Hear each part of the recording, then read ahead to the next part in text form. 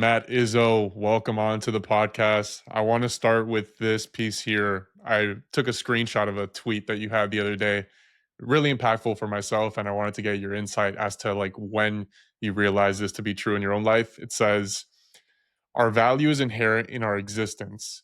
It cannot be lost or gained. If we lack value, we wouldn't exist.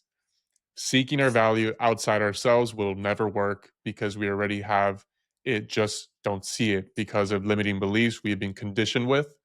Examine your unconscious belief system to understand why you mistakenly believe you lack value and let those beliefs go. Believing we lack value or worth is the core human wound, so to speak. So it's not unusual or indicative of a flaw that someone feels this way. It arises from the illusion of separation we perceive between ourselves and the world outside of us. But in truth, everything is one." So, Matt, talk to me a little bit about that moment that this became a reality in your life where you Yeah. understood this.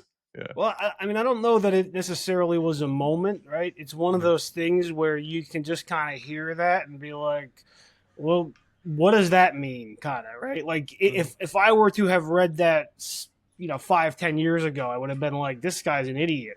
What's he talking about? Kind of. So, it's something that's been both, I think, the product of a spiritual awakening, which I don't necessarily see as just like a singular event. Like it's just like, oh, now I'm awakened. It's like, no, it's an ongoing process because our awareness is always expanding, right? So Mhm. we're always awakening in that sense. And then that combined with challenging myself in a lot of ways and doing a lot of things that I would have thought were impossible for most of my life.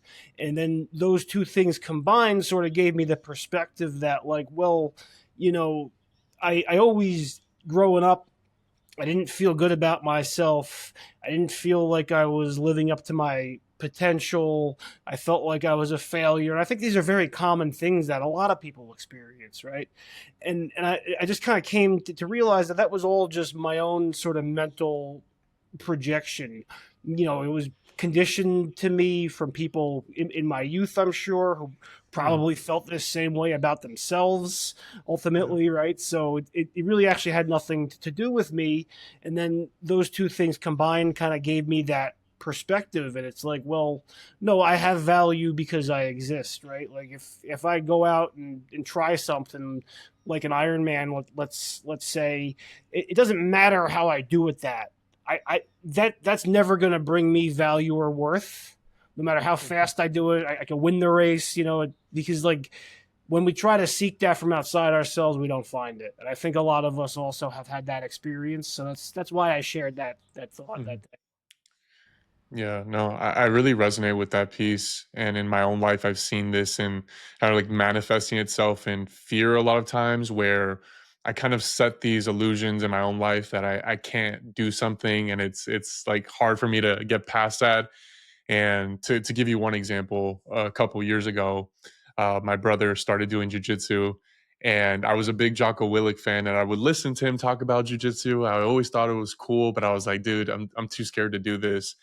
And for myself, just like that first initial call to the gym to even just go for a free trial was like the hardest thing. And those first couple of days and weeks, it was still difficult. But as I started to get involved with it a little bit more, I realized, okay, like it was just a lie that I was telling to myself that I could not do that thing.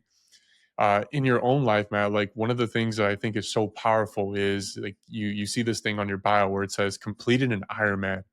And for myself, man, like that's insane. Like I always hear about these races of like the swimming, the biking, the running. What were the first initial steps for you to kind of just like get going in that? Because it just seems like such a hard task to do. And in your story, you were overweight, you lost a lot of weight, you gained it back. Like talk to me about that whole journey there. Yeah, well, I had a lot of health issues as a child, and dealt with obesity for most of my life. Lost weight a couple times, gained it back again, and then Mm. at age 34, I finally said, well, I'm just done with being fat. Like, I'm not doing this anymore. I'm going to lose weight, and then I'm going to do whatever it takes to keep it off. I don't care if I need to like focus on maintaining my weight all day, every day. I'm going to do that. And for a while, I did that. It worked effectively. You know, that's Hmm. I've become a lot more intuitive at it over the years.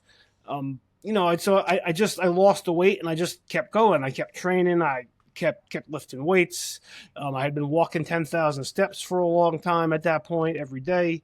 So you know, I built myself into somewhat, you know, physically capable. And then I actually in 2019 I read David Goggins' book, or I listened to his book, his first book, Can't Hurt Me, and you know, Hmm. it really just sort of spoke to me like, wow, you're leaving a lot on the table here.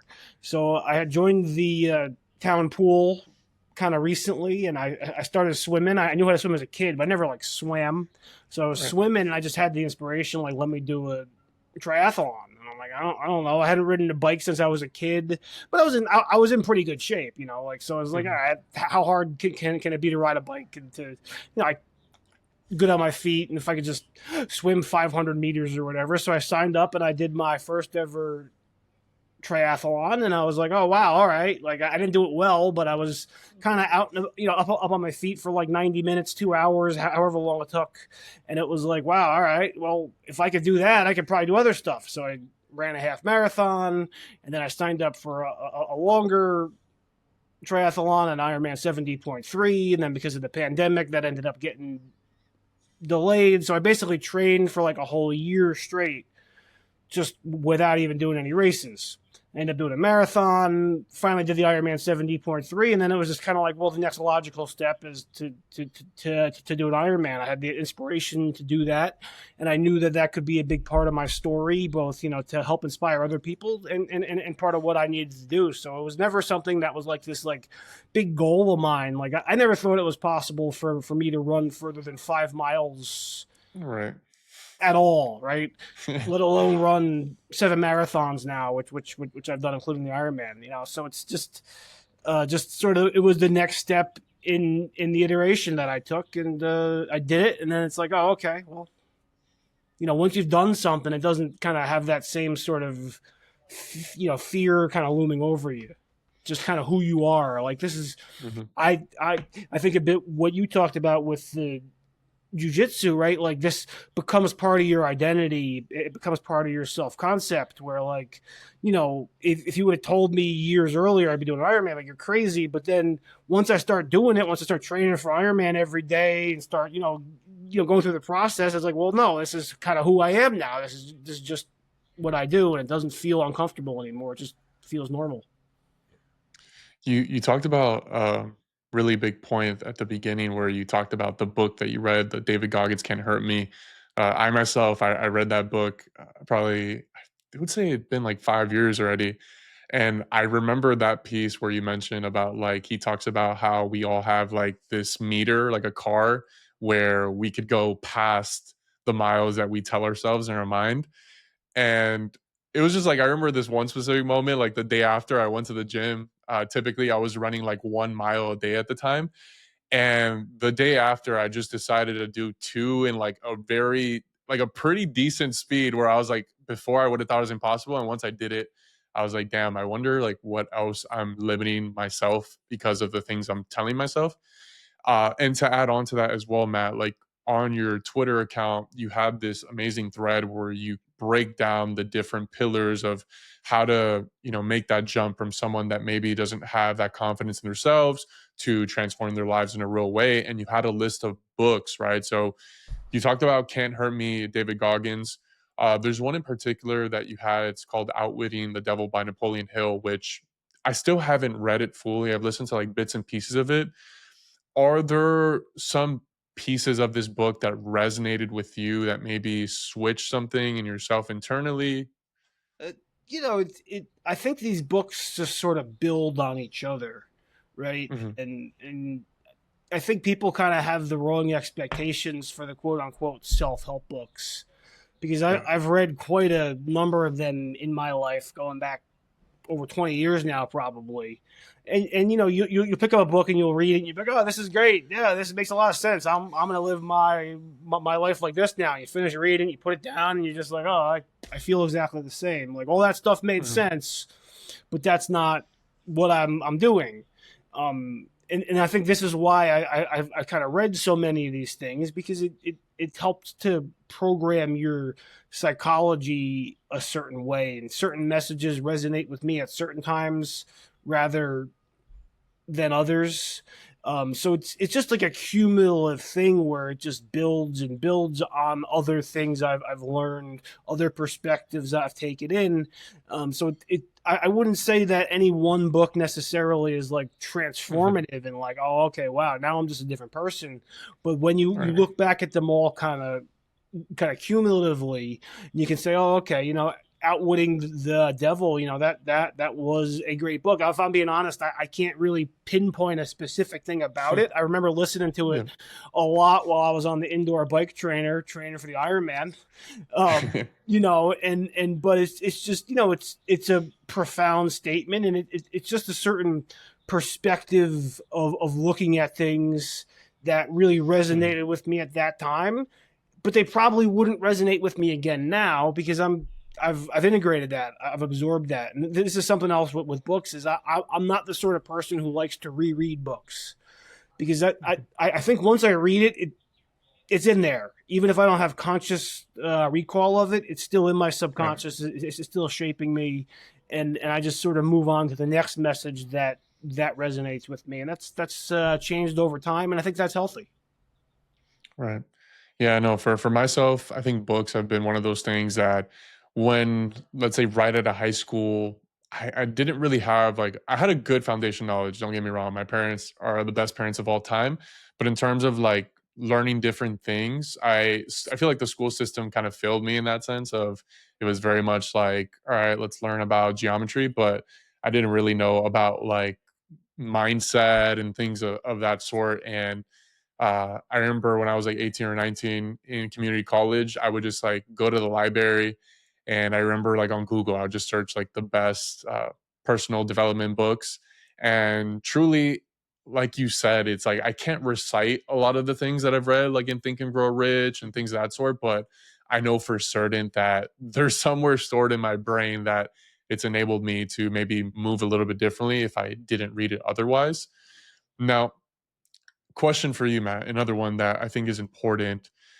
When you are training, right, and when you're making this transformation, one of the things that I'm always curious about is like how you're able to channel that energy, if it's from like a good place or it's from like the dark thoughts of like, oh, people maybe made fun of me or they picked on me, so I use that as fuel. Like, if you were to divide it in a pie, where would you say your energy comes from mostly on a day-to-day basis?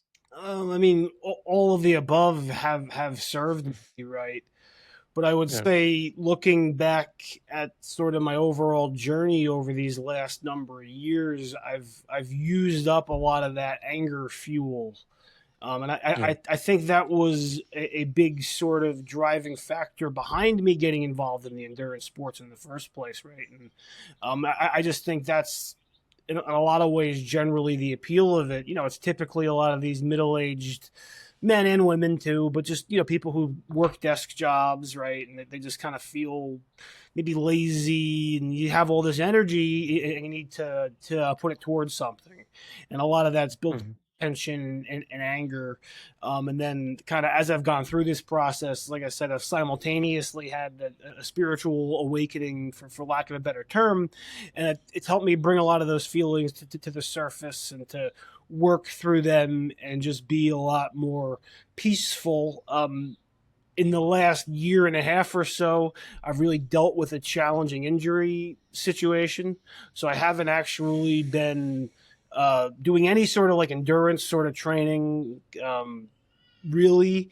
So, like, but it doesn't bother me now, because like I don't identify as that, and I've used Mhm. up all that fuel and that anger. Like I don't have that sort of, just like you're on mile 20 of a marathon, you're just looking for anything. Like you get angry at something, great, but like, for me, I've just sort of evolved past that. And it's just really more about being aligned and in a flow state and just allowing maybe that healthier expression of energy to flow through me rather than looking for a way to, just get the anger out and that sort of thing.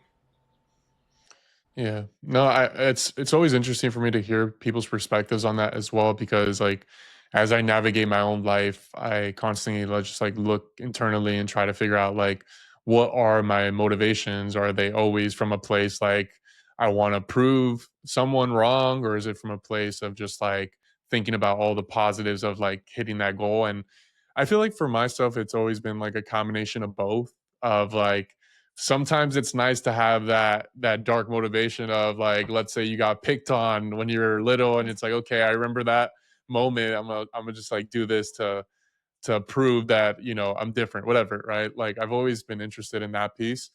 Now, when you talk about like the training that goes into this, I think that most people that are going to watch this statistically have probably never done anything of that sort. They've never done the marathons, they've never done the Ironmans. I just feel like, how are you able to determine that you are able to do this? Is this like, can anyone actually do this? I mean, I know it sounds kind of like a cliche question, but is there some kind of like prerequisite that is needed in order to actually like have this as an obtainable goal for most? I mean, I think if you're able-bodied enough, you can do it. I mean, I've like I Yeah. said, I had quite a number of significant health problems in my life, and from a certain perspective, it's a miracle that I was ever able even to like move out of my parents' house or kind of do anything.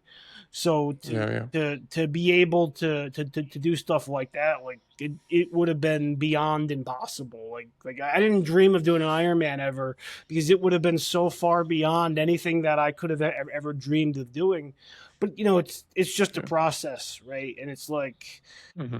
if you keep showing up for yourself, I started out kind of in 2013 walking 10,000 steps every day, and I just kind of committed to doing it every day. And then eventually I lost weight and I started going to the gym. I started lifting weights, right? And you build that up, and then all of a sudden it's like, oh wow, I can run. It's not so bad running anymore. I'm not fat and out of shape and weak, so and then you just build on that. So it took me quite a number of years to get to the point where I was capable of doing these things, of just consistent effort. But yeah, I think it's attainable for anyone.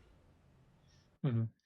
And what was different that because you went from this place and similar to like Gargan stories where it's like you gained a lot of weight, you lost it, you gained it and then you lost it. Like that last time that you lost all that weight and you never looked back, like was there something specifically that was different that you could fundamentally understand now that was different from the first time that you lost a lot of weight? I mean, I wish I could tell you, because if I could bottle Yeah. that, I'd be. And it's funny because I searched for that for years until I actually Hmm. managed to do it, because I had lost 75 pounds twice at this point. I'm in my early 30s, and my coworkers would talk about losing weight, and I wanted to be like, no, you're doing it all wrong. This is what you need to do. But I was fat myself, and I'm like, how can I possibly have any credibility?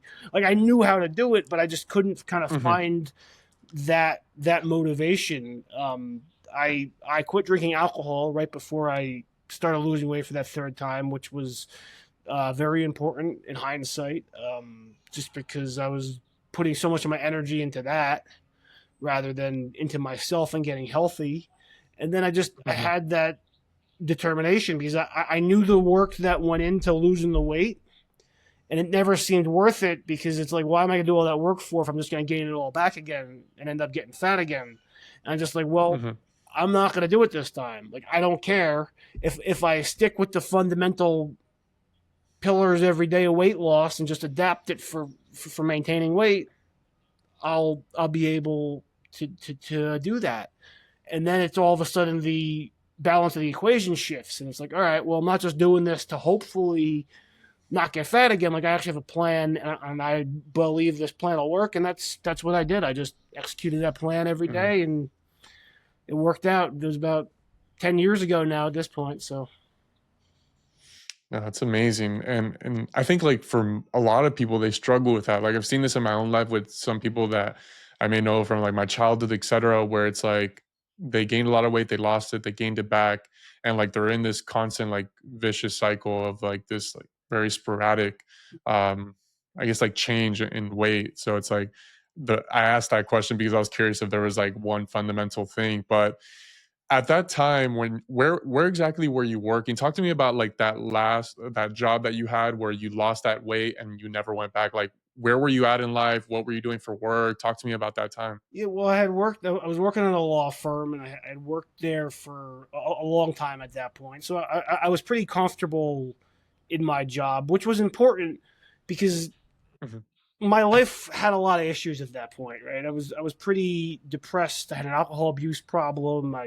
My job sucked. I didn't find it fulfilling. I was fat. I was out of shape. Right, and you can't fix all these things at the same time in a weekend, right? So it became kind of a question of triage for me, and I'm like, all right, I need to lose weight. This is going to be challenging. I've done it before. I can do it again, but I'm going to have to put all my energy into stopping drinking, losing weight, and getting into shape. So I have this job that great. I can just do this on autopilot. Like I don't need to like mhm, worry too much about it. Just show up every day, go in, do the work, and that ended up being a huge benefit to me because it made what I was doing somewhat manageable. Had I tried to also get a new job at that point, right? And now all of a sudden I lose weight. I have to learn a new job or start a business or whatever. You see people all the time doing stuff like this where they just take on too much. So I think it's mhm, important to understand what your capacity for change is, identify what sort of the most important thing is going to be, probably going to be your health if you're not in good health, because that's going to feed into everything else. Because then, as I lost weight, as I got into better shape, well, then I ended up getting another job a couple years later. And now, I wouldn't have been able to get that job had I not gotten in shape and sort of found a better version of myself through that.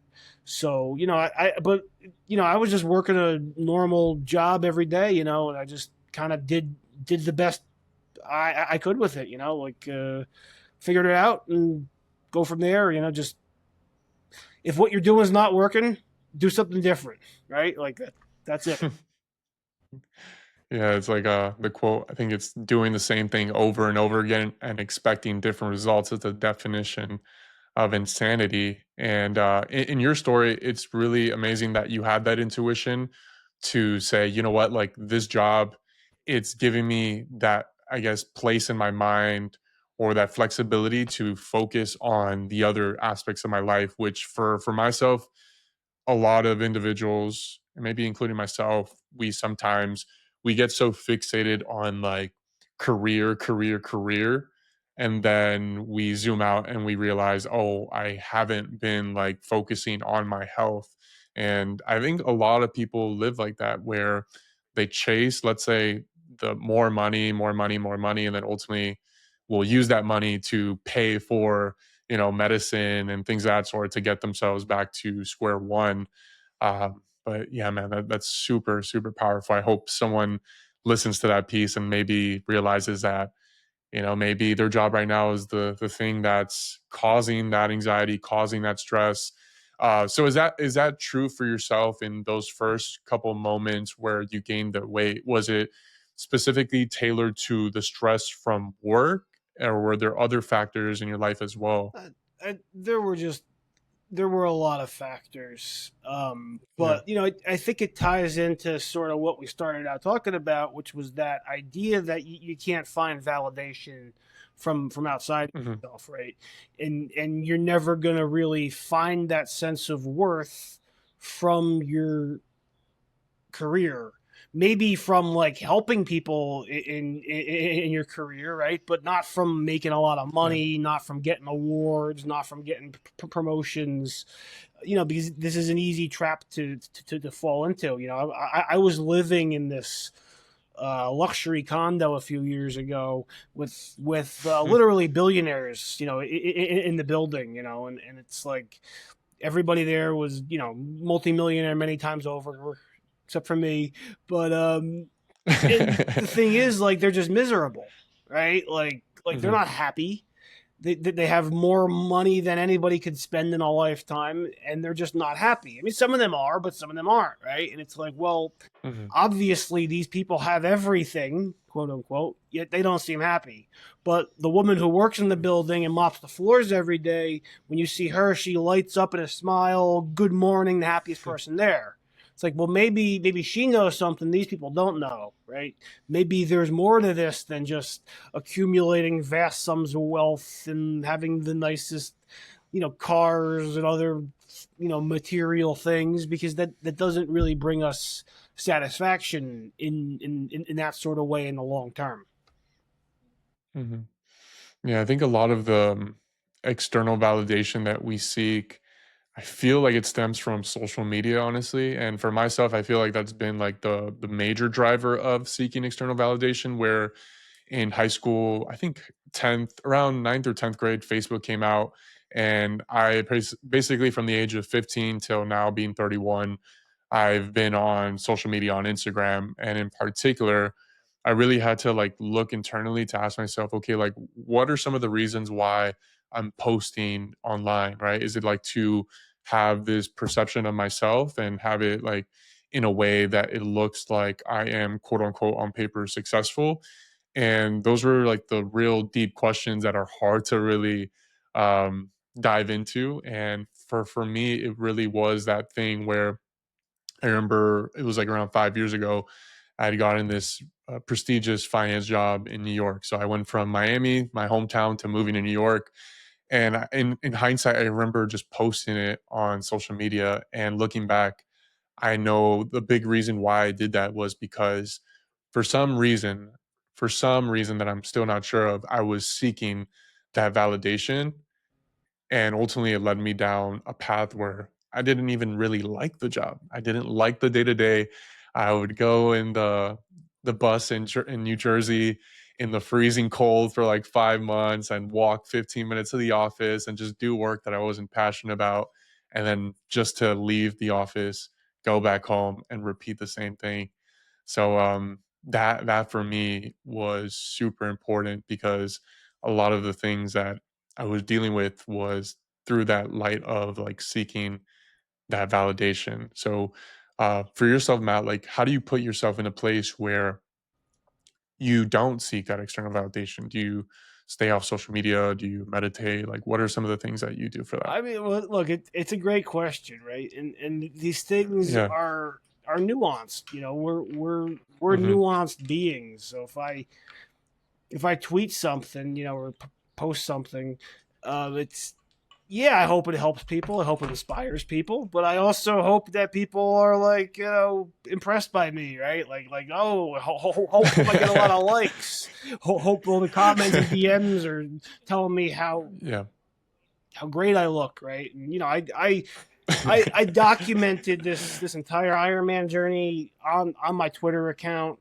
There's thousands of posts of it still there, and like, yeah, I did it for the external validation, but I also did it Hmm. for myself, right? Like, so it's these things become intermingled because we're Hmm. humans, and having an ego is part of being human, and it's just about integrating that in a healthy way and really sort of becoming aware of it, right? So like you said in your case, Hmm. okay, like, what's my motivation behind posting this, right? And it's, it's, look, Yeah. it's healthy to want to be admired, it's healthy to want to be seen, like, um, Yeah. you do something impressive, and like, you want to be seen for that. That's not necessarily a bad thing, but I think it's just Right. about not defining yourself by that approval, not making that why you do it, not seeking your validation and worth from what other people think of you, and ultimately Hmm. doing it because, like, that's just what you love, and that's who you are, right? That's the healthy place to be at. Hmm. So, it's we're here to have a human experience, and that that's kind of social status aspect of it. While it is an illusion, it is also part of the game. If we want to play it, it's not wrong to play that game. It's fun to Mm, explore, but it's just kind of understand what you're going to get out of that game and what you're not going to get out of that game. I think is the important thing. right. Yeah, no. Yeah, I mean, it's definitely one of those things that I try to ask myself that question all the time. Like even with the podcast, right? I'm just like, okay, what is my intention with this? And I always just try to remind myself it's like I want to record this conversation so someone can potentially listen to this and it could change your lives in a positive way. And once I continue to remind myself of that mission, it just makes everything better. Like it just makes the conversation a million times better. It makes like the why purpose, the reasoning behind editing and doing all those things, the thumbnails, it makes it all worth it for myself. So like for you, Matt, when you got into X, talk to me a little bit about that journey, given this is the podcast with weekly X native founders. When was that first thought where you're like, hey, I've been doing these marathons, I've been doing these Ironmans? Like, when was that moment that you're like, I could impact someone's life with my content? Yeah, so I've been big on Twitter since like 2009 actually, and I ran a few like anonymous or pseudo anonymous sports themed Twitter accounts pretty much through the 2010s, and I actually had some pretty good success running those, and then I sort of fell into this kind of Twitter space that emerged around like 2018, 2019. You might want to call it money Twitter or the manosphere or whatever. But, so I sort of fell into that, but I couldn't really get involved in it because I was running these very sort of specific niche accounts. And then Mm. the pandemic happened. Well, the first thing was I posted my transformation picture on Reddit at one point, and it blew up on Reddit. And then one of the people in the comments worked for Men's Health magazine, so I got featured by Men's Health magazine in 2019, and that really sort of showed me the power of my kind of story to inspire others. I started an Instagram account based off of that, and then when the pandemic happened, I was sitting at home working, and I was like, well, if I'm just going to sit here and work at my house, I might as well maybe start working for myself. So that was when I created my current Twitter account, and I set about sort of growing and expanding that. And then, I basically just documented what I do. My good friend and coach Zach Homel, right? He helps coach social media creators, and his advice is, if you want to create great content, just live an interesting life and document it, right? And Mhm. that's authentic, and that's gonna kind of speak to the people it speaks to, and that was what I did. I was doing all these things, and I figured let's post about it, and let's kind of see what happens, and that was it's great content because like the audience is along for the ride. Like I don't know how this is Right. gonna work out. I'm just going through the process like all of you are.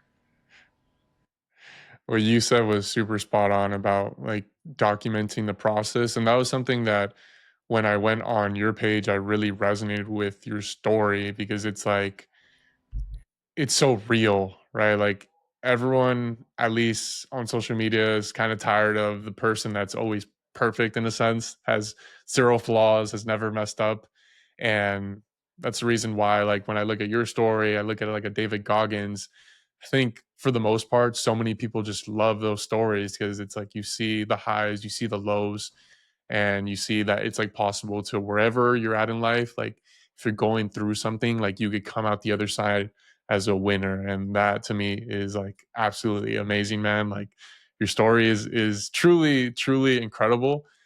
What so for yourself, man, like you've done those really hard things, right? What is something that keeps you inspired? Right? Like what's that next thing? Like what's that thing that's like this audacious goal or like what is that for you right now? Well, like I mentioned, I ended up getting pretty seriously injured over the last year and a Yeah. half. To make a very long story short, when I was a toddler, I fell and I hit my head, and I suffered a traumatic Uh, brain injury that went undiagnosed for my entire life, basically. And that was uh, sort of what caused me to have a lot of health issues as a kid, kind of. And this is why I struggled with a lot of things throughout my life, because it led to me having a very sort of compensatory, unbalanced posture and alignment. And then the 5 years of endurance sports basically just kind of ended up, everything just fell apart and collapsed in my body. So yeah. I've spent like the last year focused on fixing my health, my posture, my alignment, really learning how to use my body properly, which I've made amazing strides with, and that's really been what's inspired me, is because I knew in order for me to live a healthy life for the rest of my life, I had to fix these issues. And there's not a lot of people who have done this sort of thing, so I had to really figure out a lot of this myself. And this is kind of what I do. So I think the next part of what's inspiring me is going to be to help people with this sort of thing, because I doing Ironmans and stuff like that. That's great, but that's not really going to be for everybody. I see people though everywhere I go. They're in physical pain and discomfort. They have poor posture issues, and I think I can help them with that based on kind of what I've gone through personally, being that unique experience. So this is kind of what I do, is I try to go through these process for myself, and I document it, and then I share it with the world, because I figure, well, I'm going through this for a reason that's bigger than me. And that's what inspires me, because if it was just me, it's like, well, who cares? But it's like, well, I got to do this, because if I do something, then it shows other people that's possible. And that's something I think all of us do in our daily lives all the time, right? So just it's about, you know, doing it for myself, but also understanding that, this is going to help the whole collective, even just me going through the process.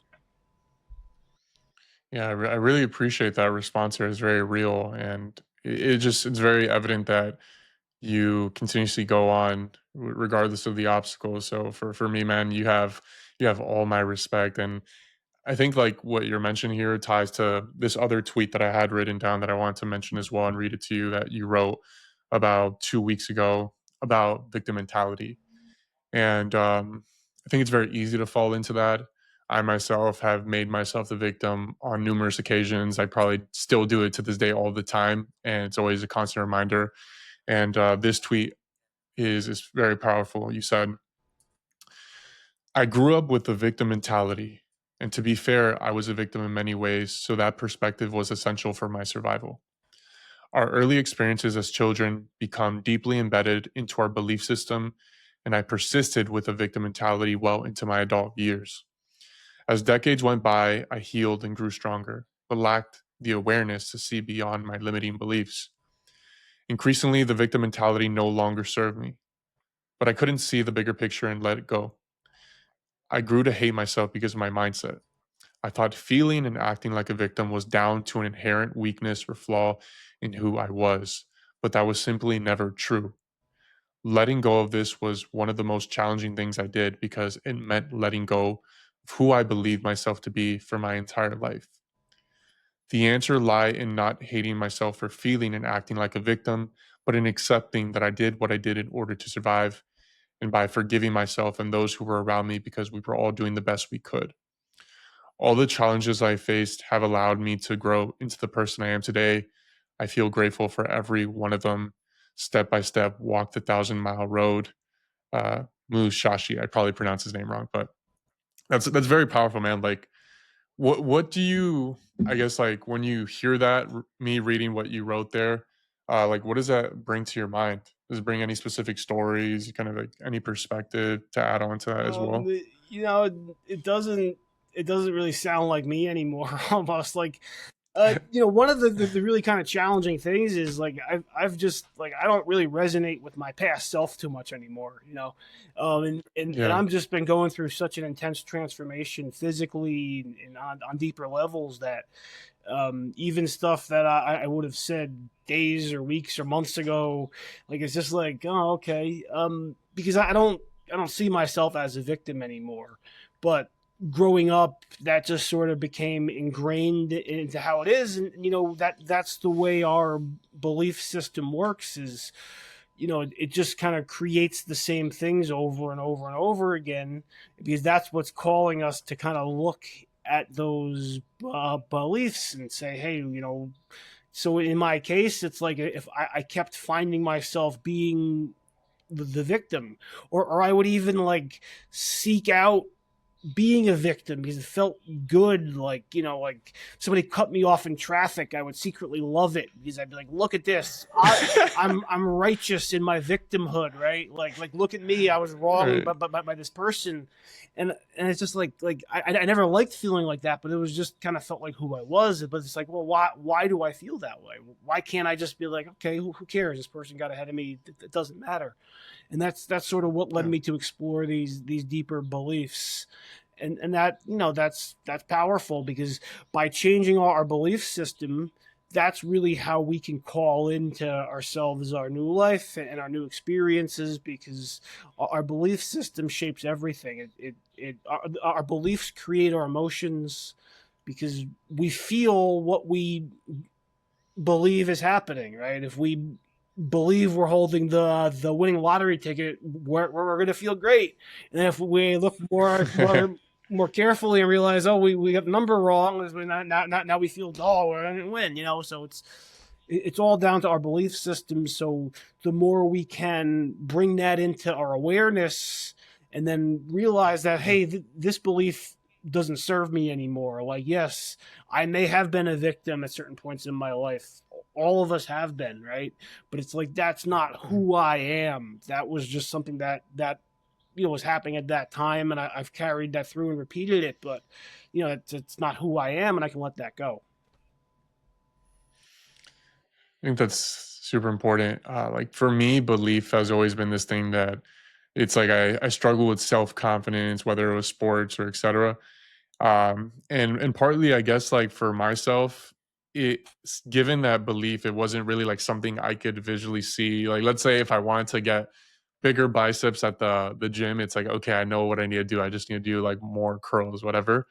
Belief always felt like this constant thing that I'm always constantly trying to work on and figure out ways to, flood out that negative voice, because I feel like when I talk a lot of my friends, they struggle with the same thing too, where it's like they have to remind themselves to remove a lot of those negative beliefs or thoughts, because ultimately it does affect us. And I think mainstream, like social media, sometimes has a bad like connotation to belief, where it's like it's almost like fake, right? Like it's almost like manifesting and stuff like that. But I've seen it in my own life that whenever I just try to remind myself of all the best things, I automatically get in a marginally better mood, right? It's not going to be like 0 to 100, but if I just remind myself today, if I'm feeling kind of down, oh man, I have an apartment, I have air conditioning, I have a roof over my head, those little things, you start stacking those up. And like for myself, it just makes me realize like how fortunate and grateful I am, regardless of any of the, I guess, negative thoughts that come to mind. But yeah, man, Matt, this has been very insightful for myself. Uh, where can people find your work to transform themselves? Talk to me a little bit about that. Yeah, so I'm on X, at Matt Izzo, Mattizzo, and same handle on Instagram. I haven't posted there in a while, but TikTok too, YouTube. You can find me on YouTube. I haven't really been putting out a lot of content recently. Like I said, I've been Mhm. dealing with my own sort of injury kind of situation, but I'm definitely moving more towards that, and resuming coaching people, which is really what I enjoy doing most, and kind of bringing all this kind of knowledge and insight that I've lived in my life, and helping other people with these things. So I'll be posting more about that, and I don't exactly know where it's going to be headed, but I'm happy.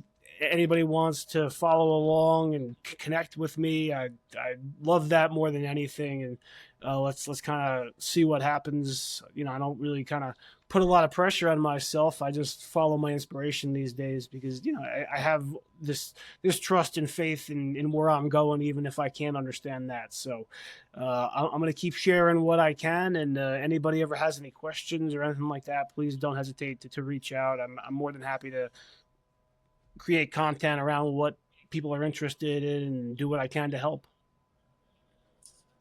I appreciate that, Matt. Thank you so much again for your time, man. This really means a lot to me.